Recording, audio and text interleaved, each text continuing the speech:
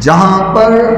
اعلیٰ حضرت علیہ رحمہ اللہ تعالی نے اہل بیت کی عظمت و مقام کو اس طرح بیان کیا ہے،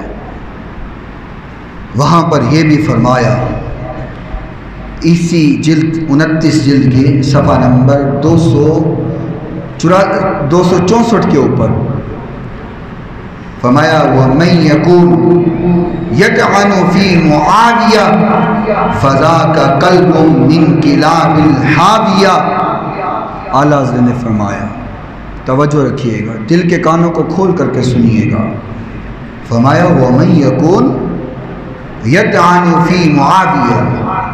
فَذَاكَ قَلْبٌ مِّن كِلَابِ الْحَاوِيَةِ۔ فرمایا کہ جو شخص حضرت امیر معاویہ رضی اللہ تعالی عنہ پہ لان تان کرے، فرمایا قلب من کلاب الحاویہ، وہ جہنم کے کتوں میں سے ایک کتا ہے۔ اعلیٰ حضرت لکھ رہے ہیں یہاں پہ آج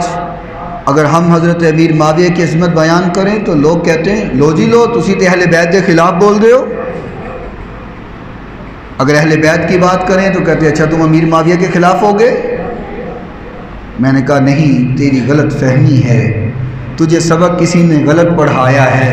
اللہ والوں کے پاس بیٹھا کرو۔ اگر میں زیادہ آستانوں کا نام نہ لوں، صرف شرک پور شریف کا ہی نام لوں اور کوٹلہ شریف کا نام لوں تو ان کے تمام بزرگوں کا اور میاں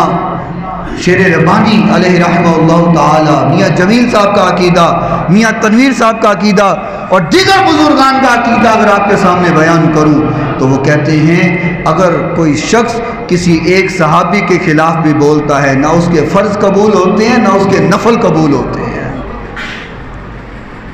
صحابہ اکرام کے خلاف بول کر اپنی نمازیں ضائع نہ کرو،